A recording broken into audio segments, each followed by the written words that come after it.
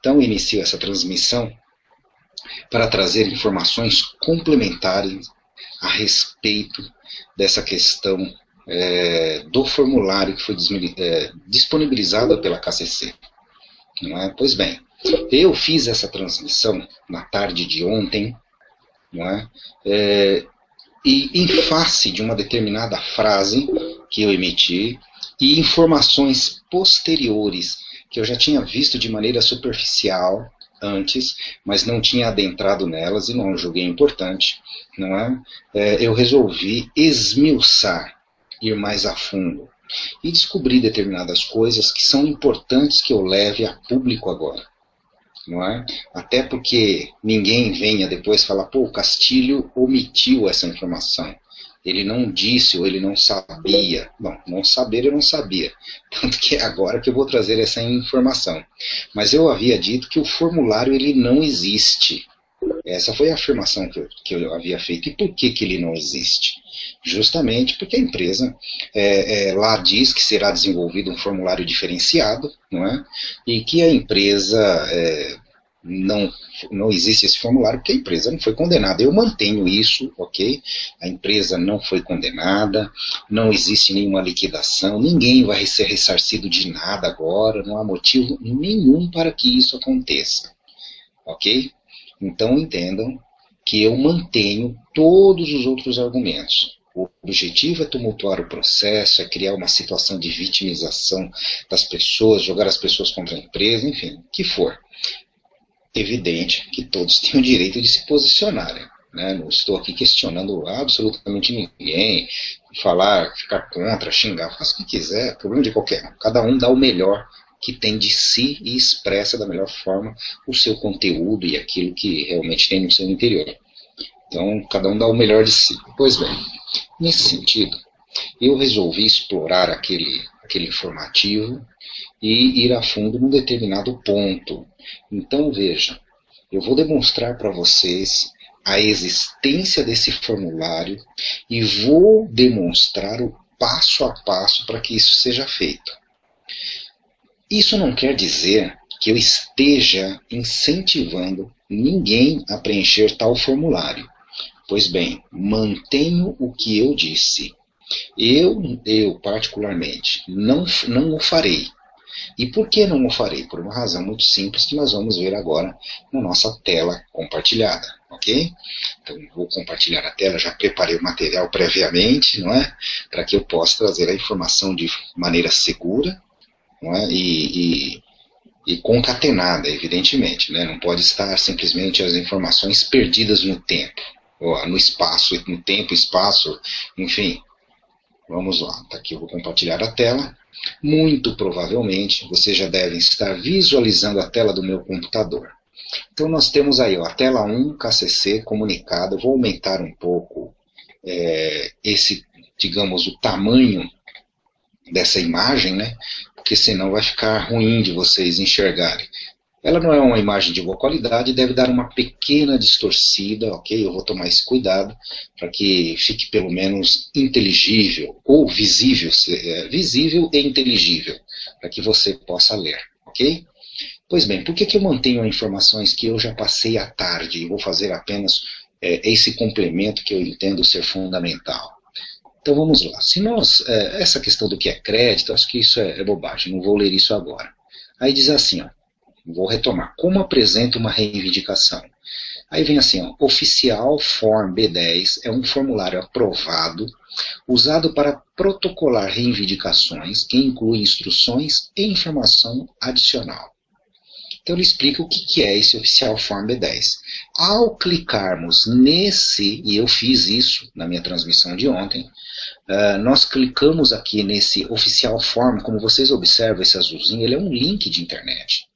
E quando eu acesso o site, lá existe uma instrução para que o formulário seja feito nos casos, né, desse formulário, para os casos do capítulo 11, do capítulo 7 e do capítulo 13.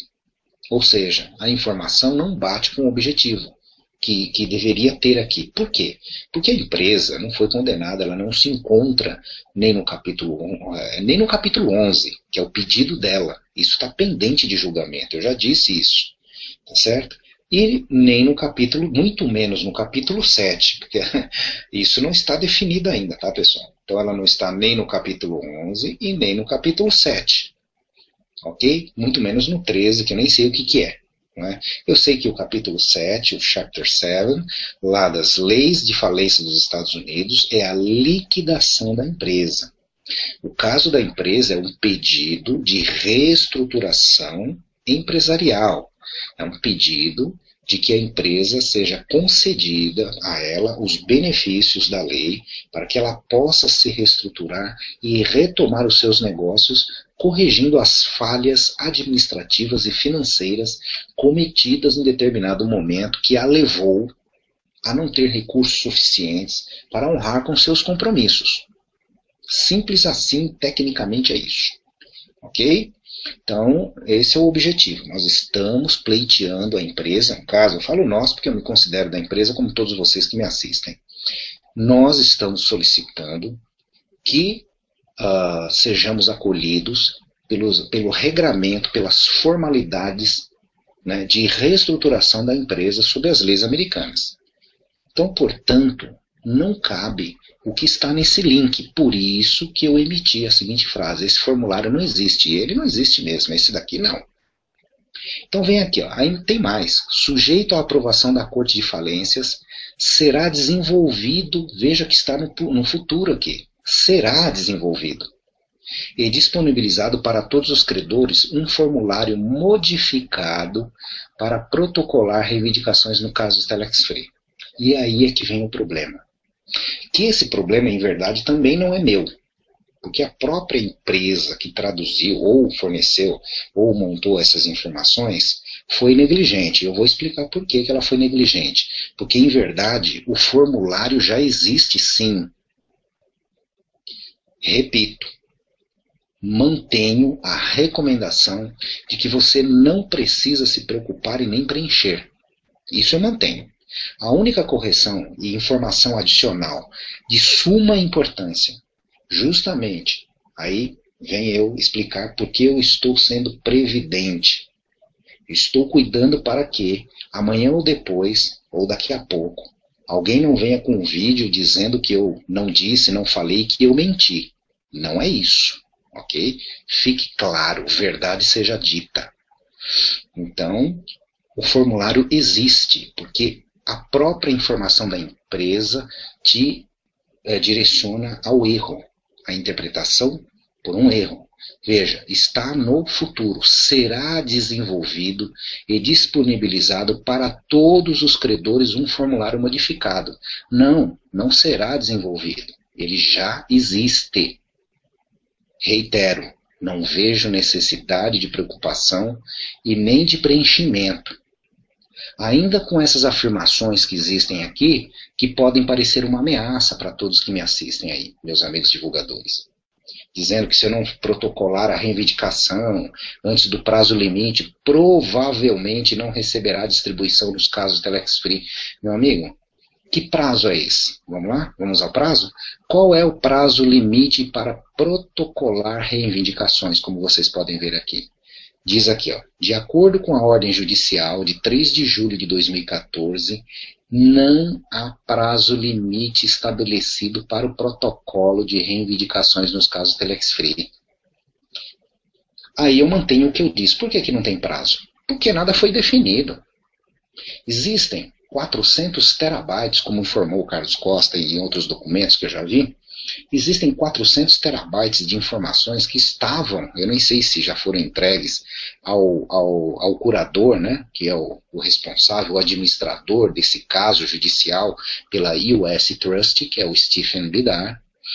Eles nem, e a equipe dele, né, quando eu falo nele, não quer dizer que ele analise sozinho, é óbvio, ele tem uma enorme equipe que a gente já acompanhou, que ele foi nomeando aí vários escritórios de advocacias, a própria empresa que ele trabalha, enfim, tem um exército lá.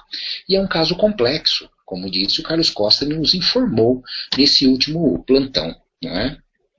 Pois bem, O Stephen Bidar e sua equipe nem tomaram conhecimento, meu amigo, do conteúdo, pelo menos não na totalidade. Ele deve estar trabalhando bastante.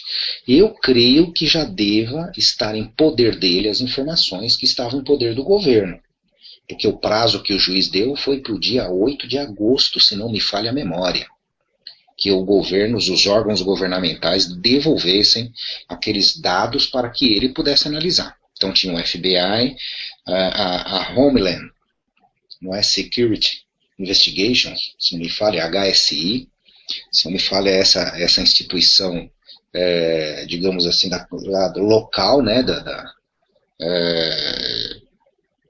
de Massachusetts, lá da cidade onde aconteceu o evento, tá certo? O que mais? A SEC também tem grande quantidade de documentos. Então, pessoal, veja, provavelmente, eu não sei, com certeza, o Stephen Bidar deve estar em poder dessas informações. Só que eu duvido que ele terminou de analisar. E mesmo que ele termina, vou repetir a frase da tarde, ninguém vai provar o que não existe. A inovação da Telex Free realmente foi um choque para o mercado, não resta a menor dúvida. Por isso que muita gente fica ainda contra a empresa e tal, aí depois não tem problema, isso aí também pouco importa quem está contra, isso aí não tem o menor sentido, não tem a menor importância.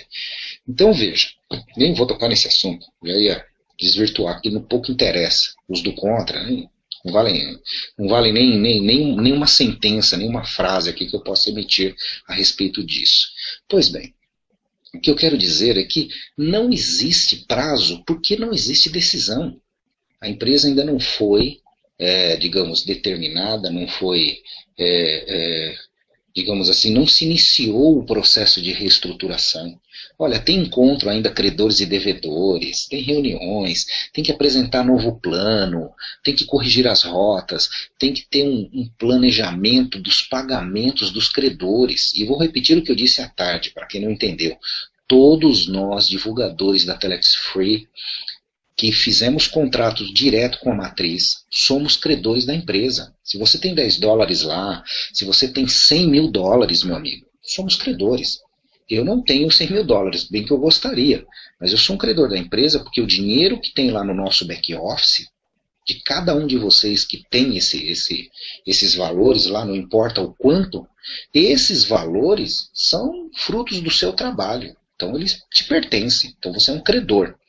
Por isso que aqui não se fala dentro do capítulo 11, ok? Que fique bem dito, dentro do capítulo 11, todos nós teremos os valores que estão lá, ok? Direito àqueles valores. É claro que pode ser objeto de negociação. Como que a empresa vai pagar, se ela vai pagar 100%, se vai fazer proposta de 50%, de 80%, se vai dividir em 10 vezes sem juros, se vai pagar em 1 ano de volta, 2 anos, não sei. Isso eu não sei, porque vai depender das reuniões, das decisões administrativas, do corpo administrativo e jurídico da empresa, da US Trust e da SEC. Tudo isso se a empresa for encaminhada para o capítulo 11. Se for encaminhada para o capítulo 7 e o juiz assim decidir, não sei se lá tem recurso, deve existir algum tipo de recurso. Mas aí sim é que a gente vai falar em ressarcimento. E quando que isso pode acontecer? Nossa, nem entendo muito do trâmite, né? Se fosse no Brasil, eu poderia até chutar alguma coisa. Nem aqui eu gosto de fazer isso, que dirá lá. Então ninguém sabe. Por isso que não tem prazo limite estabelecido. Porque não foi definido com a empresa do capítulo 7. Não há que se falar em devolução, ok? Por isso, agora sim, emendo finalmente com a seguinte frase. Não há necessidade de preencher isso nesse momento de forma alguma, sem preocupações. E eu evitaria, nesse momento, de preencher isso agora, para que eles não usem essas informações, nos fazendo de acusadores, de vitimizados. Porque se nós somos vítimas da justiça que bloqueou e tal. Agora, é evidente que alguns vão falar, não, porque eu fui enganado. Bom, aí você cobra o divulgador que te colocou dentro da empresa. Eu, particularmente, meu problema foi zero nos 2 bloqueios da empresa. Porque é questão de apresentar o empreendimento de maneira adequada. Teve um internauta que me reportou agora que teve que mudar de cidade. E muitos tiveram que fazer isso, não é? Muitos.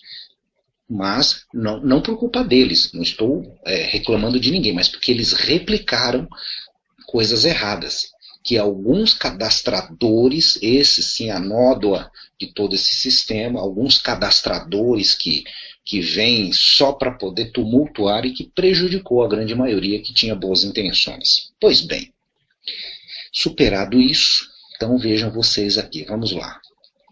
Quando um novo prazo limite for estabelecido pela Corte de Falência, esse prazo será publicado na documentação da Corte de Falências e nesse site. Então, meus amigos, não preencha. Insisto nisso. Bobagem agora. Tá? Se surgir algo, aí nós vamos estudar tudo a seu tempo. Ok? Então vamos lá. Agora vem aqui a questão onde eu quero chegar e o motivo de eu estar aqui. Então vejam vocês. De acordo com a Ordem Judicial de 31 de julho de 2014, a Kurtzman Carson Consultants LLC, LLC em inglês, foi mantida como agente de reivindicações dos casos Telex Free. Porque foi aquilo que eu expliquei à tarde, novamente, em que eu expliquei o papel da KCC nesse processo todo, que ela foi admitida, depois que fez acordo com o Steven Bidar, deu desconto, enfim, não vou repetir tudo. As reivindicações não podem ser aceitas por e-mail. Isso é importante. Não adianta você mandar e-mail para lá. Tá?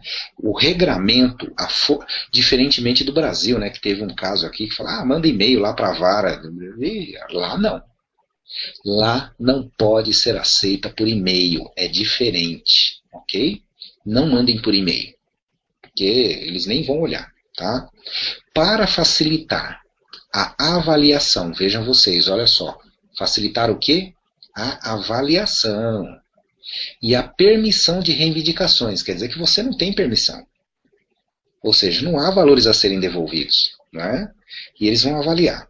As declarações de crédito devem ser protocoladas com a agência, ou com o agente, né, de reivindicações da seguinte forma, vocês estão vendo aí. Eletronicamente clicando aqui. E aí começa o motivo pelas quais eu estou aqui. Eu vou aumentar aqui mais um pouco. Vocês estão vendo? Ó? Ou por correios dos Estados Unidos. É claro que ninguém vai mandar cartinha para lá. Pode ser que alguém mande, mas com a existência da internet, acho que essa possibilidade é absolutamente zero. Então tá aqui, pessoal. Como vocês estão vendo, ok? O endereço, né? Processamento das reivindicações da Telex Free. Está aqui, ó. Ok? Os cuidados aqui da Kurtzman Carson Consultants LLC, né? 2335 Alaska Avenue, é o segundo, Califórnia. Na Califórnia. 90245. Pois bem, vejam vocês. Só que eletronicamente você pode fazer isso. E é aqui, ó. Se você clicar aqui, pessoal, ó, o link para iniciar acesso ao formulário. Aí você vai para uma segunda tela. Aí dentro da própria KCC, você tem aqui, ó, os termos e condições de uso. Tá aqui, ó. Termos e condições de uso. Tá certo? Então vejam, aqui tem todo o regramento, isso não tem jeito, está em inglês. Você precisa, aqui tem dentro das leis americanas, ok?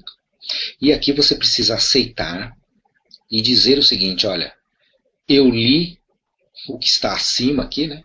E aceito os termos e as condições de uso. Depois que você aceitar isso, você clica em continue. Tá aqui, ó. Após aceitar os termos, você deve clicar nesse botão. Tudo bem? Vamos para a próxima tela? Vamos lá. Tá aqui. Você vai ter uma tela de entrada. Só que quando você chega aqui, ok? É um local, um local eletrônico, virtual, melhor dizendo, que dá as bem-vindas, né? Bem-vindo, né? A KCC, tal, eletrônico, tá certo? Para você carregar, né? Um sistema de carregamento de reivindicações. Tá aqui, ó. Ok? É um sistema eletrônico de carregamento de reivindicações, de solicitações, o que quiser. Então, E para facilitar o carregamento de sua reivindicação, por favor, tenha certeza de que você tem todos os materiais listados aqui. Aí você clica e dá uma olhada. Ele fala sobre o formato, sobre dimensão, enfim. Depois cada um olha. Eu não vou me estender muito, porque o meu objetivo aqui é outro, porque eu não recomendo que você faça. Então não adianta a gente destrinchar o que está aqui. Vamos entender apenas. Você não tem ainda o chamado PIN. Por quê? Porque eles criam uma senha de acesso, pessoal. Tá? Eles criam uma senha de acesso. Vou aumentar aqui para que vocês vejam a tela com clareza, ok? Então tá aqui, ó. No primeiro acesso, você deve clicar aqui para solicitar o seu PIN de acesso. Então você vai clicar aqui, ó, Request a PIN to file a claim. Por que está escrito aqui, ó? Solicite uma senha ou sei lá, um código de acesso, né? Para carregar, para mandar, para enviar uma reivindicação, uma solicitação. E por que você precisa desse PIN? Porque você não tem, meu amigo. Você não tem, meu amigo. E eu recomendo que não faça, mas eu vou explicar para que não reste dúvidas, ok? Você vai informar o seu e-mail e o seu PIN. Bom, como você não tem, clico aqui. Vamos lá?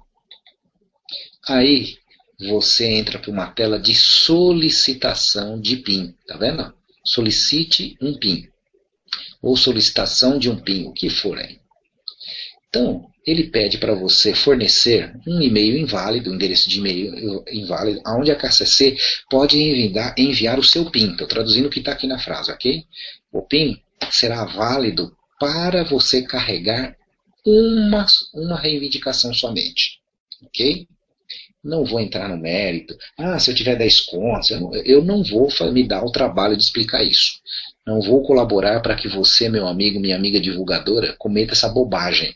Apenas estou demonstrando que existe sim um formulário em que eles não me levou ao engano, mas eu resolvi fuçar mais para poder descobrir a verdade e aqui está.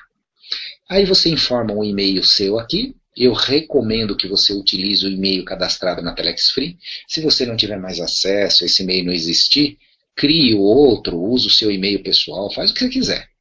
Eu não faria, mas manda o seu e-mail aí, ok? E repita a confirmação.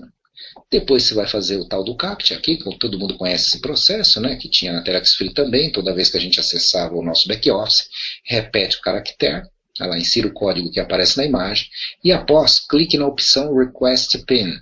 Está aqui, ó, Request a PIN. Ok? Tá aqui, clicou aqui ó, no Request a PIN, aí você vai ser direcionado para uma outra tela.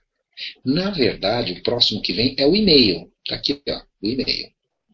Eu fiz o processo para aprender e informar vocês, mas eu não postei nenhuma informação e nem vou fazê-lo. Mas quero prestar a informação com seriedade e transparência. Está aqui, ó, você receberá uma mensagem como essa, com as instruções e seu código PIN fornecido pela KCC. Está aqui. Então está aqui. A KCC, estou traduzindo lá, tá, pessoal? Criou, né, uma identificação, um número de identificação pessoal. É o PIN, tá? Personal Identification Number. Essa é a sigla PIN, tá vendo? É o acrônimo em inglês de número de identificação pessoal. Tá? Aqui no Brasil seria NIP, né? LIPIN, ok?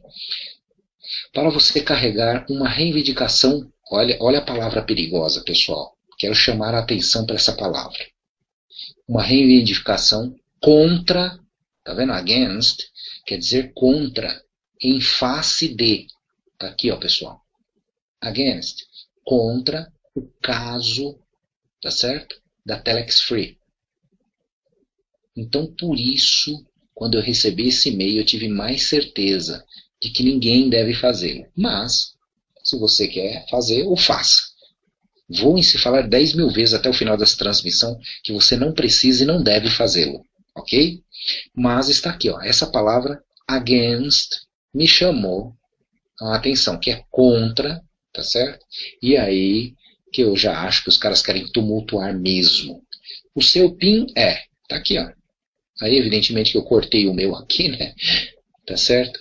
Esse é que vem um número aqui que você não consegue modificar, então você tem que guardar o e-mail e Enfim, esse é o código PIN de acesso ao formulário. Agora volte à página de acesso.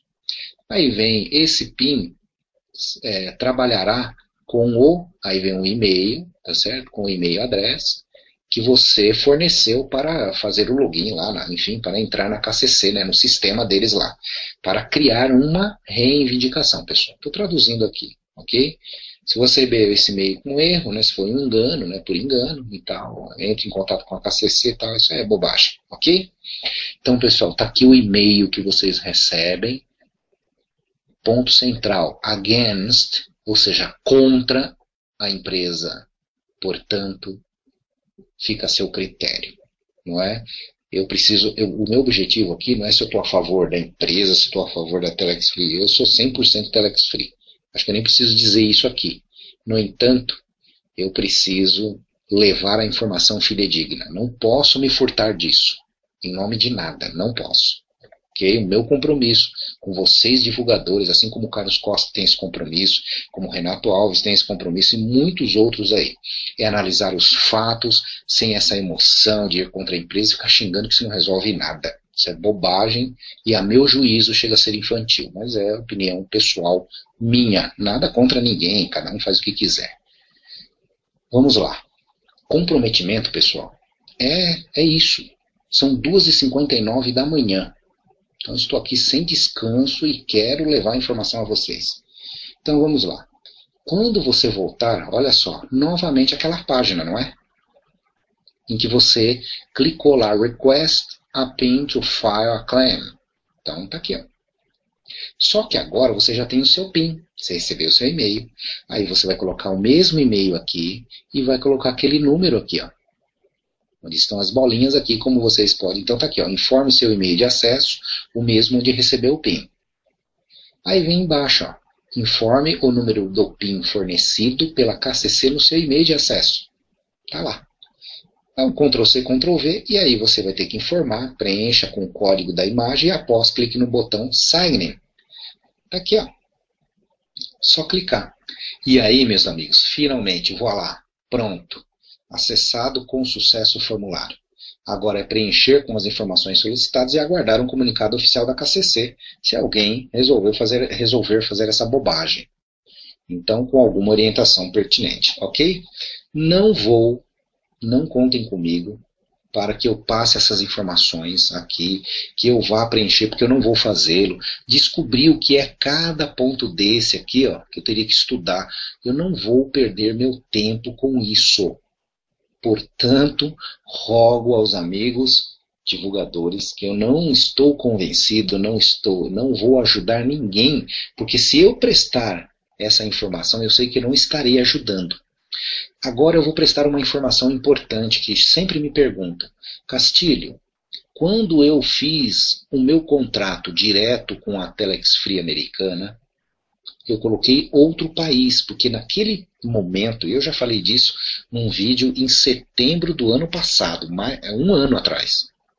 Eu fiz esse vídeo acho que dia 16 de setembro, quase um ano, né? Está bem pertinho de completar um ano, sobre essa questão de ter colocado outro país, essa questão de Tax ID, aquela bobagem que existia, e tem gente que ainda até hoje defende aquela bobagem, né? A obrigatoriedade de eu ter Tax ID aqui, isso, enfim, tudo isso para mim é assunto superado.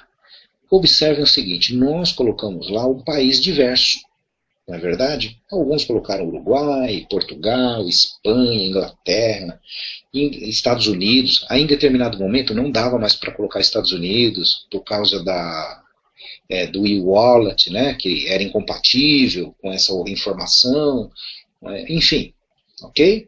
Então o que acontece, pessoal? Aí me pergunto, pô, mas e agora? Não é isso que vai tirar o seu direito, é a minha visão. Vejam vocês, eu vou aumentar aqui, né, também, duvido que alguém esteja enxergando essas letrinhas miudinhas, então eu vou aumentar aqui. Vejam vocês que algumas informações têm um asterisco vermelho aqui, bem pequenininho, tá?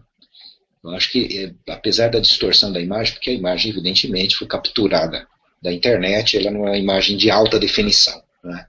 Evidentemente não foi feita em Photoshop, então ela não tem definição. Está aqui, ó. Vocês veem que algumas informações, elas têm um asterisco vermelho. Olha aqui, ó. Tá vendo? aqui, aqui, aqui. E se você vier aqui, ó, campos requeridos, campos obrigatórios. Vou traduzir para o nosso, ok? E observe aqui, ó, que country, aprendi com a minha amiga Adriana, né? Country não tem obrigatoriedade de preenchimento. Mas eu recomendo, meu amigo, que você coloque o endereço, se você for fazer, do seu cadastro. Se for diverso do seu, por alguma razão, que você morava em outro local, porque eu poderia estar morando, por exemplo, vamos imaginar que eu morasse nos Estados Unidos. Aí eu vim embora para o Brasil nesse período, foi bloqueado, eu tive que vir embora. Para eu fazer a minha requisição, eu coloco o meu endereço americano, que eu estava lá, informa aqui USA normal. Agora, observe aqui, ó, check this box if the payment address is different. Traduzindo, habilite essa caixa, dá um check aqui, ó. Não é? Selecione esta caixinha, tá aqui essa caixinha, se o endereço de pagamento é diferente. Então não há problema nenhum. Mas vou insistir, não façam isso, não percam o seu tempo. Ok? Então eu espero aí vou descompartilhar agora. A tela chegou ao fim. Depois disso não há mais nenhuma tela, ok? Voltando, ok. Agradeço a todos vocês. Eu acho que na verdade eu ia esperar até amanhã, né? Mas eu entendi, meu instinto me disse muito alto: Castilho, resolve isso. Resolve, porque depois vai aparecer algum Zé das Couves, algum Zé Arruela mal intencionado. Ele vai lá na internet, vai fazer esse processo, depois vai vir falar que você mentiu, que existe o formulário. Aí todo mundo ia vir em cima de mim: pô, Castilho, e aí? O que eu faço? Preencho? Esquece. Eu mantenho fora a apresentação desse formulário, já para deixar definido isso e corrigido, ok?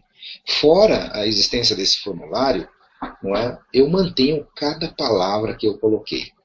A intencionalidade, eu acho, a disponibilização desse formulário, embora ele obedeça a um determinado regramento legal deles lá, não vou discutir isso, mas eu entendo que nesse momento ele é intempestivo. O que é intempestivo em juridiquês? É fora do prazo. Não há a menor necessidade de você fazer isso nesse momento. Eles vão tumultuar e corremos o risco de acontecer o que acontece aqui. Eles se apoderarem dos dados e criar uma pseudo-vitimização de todo mundo. Falar: olha, tá vendo como tem gente prejudicada pela empresa? Tal. Que é bobagem. Agora, a sua habilitação numa futura reestruturação da empresa será acompanhada de informações das reuniões. Eles vão solicitar suas informações, se for o caso, porque eles têm as informações lá. Enfim, pessoal, não há absolutamente motivo nenhum para você se prejudicar nesse sentido. Porque aqui está muito claro para mim. Against é contra a empresa. Está no e-mail. Portanto, recomendo fortemente. Não o faça. Aguarde mais um pouco, porque o seu preenchimento não vai mudar nada, não vai lhe garantir nada, não vai lhe proteger de absolutamente nada. Pelo contrário, pode prejudicar. Em que sentido?